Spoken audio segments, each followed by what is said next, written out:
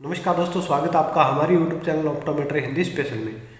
तो आज हम इस वीडियो में आपको बताने वाले हैं कि जब बच्चों में रेटिनोस्कोपी की जाती है तो रेटिनोस्कोपी करने से पहले उन बच्चों की आंख में साइक्लोप्लेजिक आई ड्रॉप्स डाली जाती है। तो आज हम इस वीडियो में साइक्लोप्लेजिक ड्रग्स के बारे में आपको बताएंगे कि कितने साल के बच्चों में कौन सी साइक्लोप्लेजिक आई ड्रॉप डाली जाती है और साइक्लोप्लेजिक जो ड्रॉप है उसकी डोज क्या होती है और उन ड्रॉप का कितना इफेक्ट रहता है और साइक्लोप्लेजिक ड्रॉप डालने के कितने समय बाद में रेटिनोस्कोपी की जाती है, कितने समय बाद में पोस्ट मैट्रेटिक टेस्ट किया जाता है और जब रेटिनोस्कोपी करने के बाद में जो डिस्टेंस होता है उसमें कितने डायप्टर की पावर घटाई जाती है।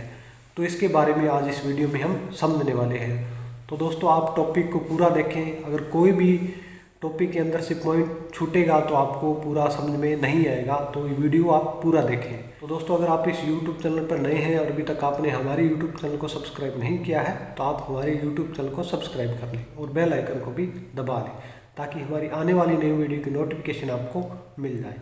तो सबसे पहले समझते हैं कि जो साइक्लोप्लेजिक ड्रग है वह बच्चों में क्यों डाली जाती है और कौन सी साइक्लोप्लेजिक ड्रग डाली जाती है। तो सबसे पहले हम समझते हैं कि जो साइक्लोप्लेजिक ड्रॉप्स है वह बच्चों में क्यों डाली जाती है और कौन सी ड्रॉप्स रेटिनोस्कोपी करने से पहले आंख में डाली जाती है। तो जब बच्चों का रिफ्रैक्शन किया जाता है तो बच्चे होते हैं वह एक्मोडेशन करते हैं, सही से रिफ्रैक्शन नहीं करवा पाते हैं।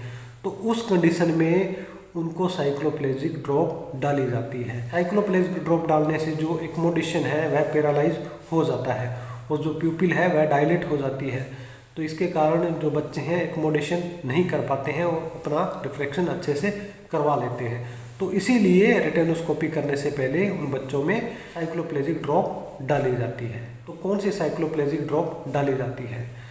तो साइक्लोप्लेजिक ड्रॉप में एट्रोपिन 1%, होमोएट्रोपिन 2% और साइक्लोपेंटोलेट आई ड्रॉप का यूज़ किया जाता है। अब हम समझते हैं कि जो ड्रॉप्स है, साइक्लोप्लेजिक ड्रॉप है, वह बच्चों में कैसे डाली जाती है और कितनी ड्रॉप डाली जाती है। तो सबसे पहले है एट्रोपिन 1%। तो जो एट्रोपिन 1% है वह 5 साल के जो नीचे के बच्चे होते हैं उन बच्चों में एट्रोपिन ड्रॉप को डाली जाती है और जो इसका जो डोज होती है वह 3 दिन के लिए दिन में 3 बार डाली जाती है और जो इसका इफेक्ट है वह 10 से 20 दिन तक रहता है और 3 दिन एट्रोपिन डालने के बाद में चौथे दिन उस बच्चे की रेटिनोस्कोपी की जाती है। तो नेक्स्ट है होमोएट्रोपिन 2%। जो होमोएट्रोपिन 2% है वह 5 साल से 8 साल के बच्चों में डाली जाती है। इसकी जो डोज है वह 10-10 मिनट के अंतराल से 6 बार डाली जाती है। तो 1 या फिर 2 घंटे बाद में उस बच्चे की रेटिनोस्कोपी की जाती है और जो इसका इफेक्ट है वह 48 से 72 घंटे तक रहता है, यानी कि उस पेशेंट को 48 से 72 घंटे तक धुंधला दिखाई देता है। नेक्स्ट है साइक्लोपेंटोलेट 1%। तो साइक्लोपेंटोलेट ड्रॉप को 8 साल से 20 साल के बच्चों और यंग में डाला जाता है। जो साइक्लोपेंटोलेट की डोज है वह 15 मिनट के अंतराल से 3 बार डाली जाती है और जो इसका इफेक्ट है वह 6 से 8 घंटे तक रहता है, यानी कि 6 से 8 घंटे तक उस पेशेंट को धुंधला दिखाई देता है। अब टेबल से समझते हैं कि जब एक पेशेंट की रेटिनोस्कोपी की जाती है तो साइक्लोप्लेजिक ड्रॉप डालने के कितने समय बाद में रेटिनोस्कोपी की जाती है और कितने समय बाद में पोस्ट मैट्रेटिक टेस्ट किया जाता है और रेटिनोस्कोपी करने के बाद में जब डिस्टेंस घटाया जाता है तो उसमें कितनी पावर घटाई जाती है। तो यह स्क्रीन पे जो आप टेबल देख रहे हैं इसके द्वारा हम समझेंगे। तो सबसे पहले इसमें दिया हुआ है नेम ऑफ द ड्रग, यानी कि जो साइक्लोप्लेजिक ड्रॉप है उसके नाम दिए हुए हैं। नेक्स्ट है age of the patient when indicated. Cycloplegic drop है वह कितने साल के बच्चों में डाली जाती है।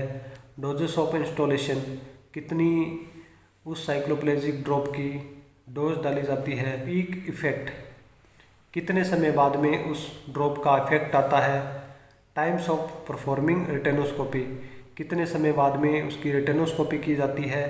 ड्यूरेशन ऑफ एक्शन, कितने समय तक उसका इफेक्ट रहता है। Period of first cycloplegic test, कितने समय बाद में उसका पीएमटी टेस्ट किया जाता है। टोन्स अलाउंस, कितने डायप्टर उसकी पावर घटाई जाती है। तो सबसे पहले है एट्रोपिन 1%। तो यह 5 साल के जो नीचे के बच्चे होते हैं उन बच्चों में डाली जाती है, और इसकी जो डोज है वह दिन में 3 बार 3 दिन के लिए डाली जाती है, और जो इसका पीक इफेक्ट है वह 2 से 3 दिन तक रहता है। और जो रेटिनोस्कोपी की जाती है वह 4 दिन के बाद की जाती है। तो इसका एक्शन है, जो इसका इफेक्ट है वह 10 से 20 दिन तक रहता है। और जो इसका पीएमटी टेस्ट किया जाता है वह आफ्टर 3 वीक ऑफ रेटिनोस्कोपी, यानी कि जब आपने चौथे दिन रेटिनोस्कोपी की थी तो उसके 3 वीक बाद पीएमटी टेस्ट किया जाता है। और जो इसका डायप्टर घटाया जाता है वह 1 डायप्टर घटाया जाता है। तो जब किसी पेशेंट में एट्रोपिन डाल के रेटिनोस्कोपी की जाती है तो उस पेशेंट का 1 डायप्टर घटाया जाता है। नेक्स्ट है होमोएट्रोपिन 2%। यह 5 साल से 8 साल के बच्चों में डाली जाती है, और इसकी जो डोज है वह 1 drop every 10 minute for 6 time, यानी कि 10-10 मिनट के अंतराल से 6 बार डाली जाती है। जो इसका पीक इफेक्ट है वह 60 से 90 मिनट होता है। और जो इसकी रेटिनोस्कोपी की जाती है वह 90 मिनट बाद की जाती है, और इसका जो इफेक्ट है वह लगभग 48 से 72 घंटे तक रहता है। और जो इसका पीएमटी टेस्ट किया जाता है वह 3 दिन बाद किया जाता है। और जो इसमें डायप्टर घटाया जाता है वह हाफ डायप्टर घटाया जाता है। नेक्स्ट है साइक्लोपेंटोलेट। यह 8 साल से 20 साल के बच्चों में डाली जाती है, और इसकी जो डोज है वह 1 drop every 15 minute for 3 times. एक ड्रॉप 15-15 मिनट के अंतराल से 3 बार डाली जाती है। और जो इसका पीक इफेक्ट है वह 80 से 90 मिनट होता है। After 90 minute of installation of first drop, यानी कि जब आपने फर्स्ट ड्रॉप डाली है उसके 90 मिनट बाद में उसकी रेटिनोस्कोपी की जाती है। और जो इसका इफेक्ट है, एक्शन है, वह 6 से 18 घंटे तक रहता है, उसको धुंधला दिखाई देता है। और जो उसका पीएमटी टेस्ट है वह 3 दिन बाद किया जाता है। उसकी डिस्टेंस पावर है वह 0.75 घटाई जाती है। तो एट्रोपिन में जो पावर घटाई जाती है वह 1 डायप्टर घटाई जाती है, होमोएट्रोपिन में 0.5 डायप्टर घटाई जाती है, और साइक्लोपेंटोलेट में 0.75 डायप्टर घटाई जाती है।